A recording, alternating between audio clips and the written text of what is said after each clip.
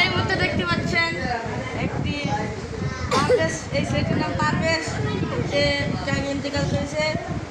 দুইটি মেয়ে ছিল, খালি এসেছে, তাই সেই মেয়ে দুটি হত্যা করেছে।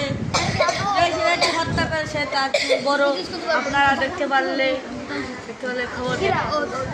আসসালামু আলাইকুম।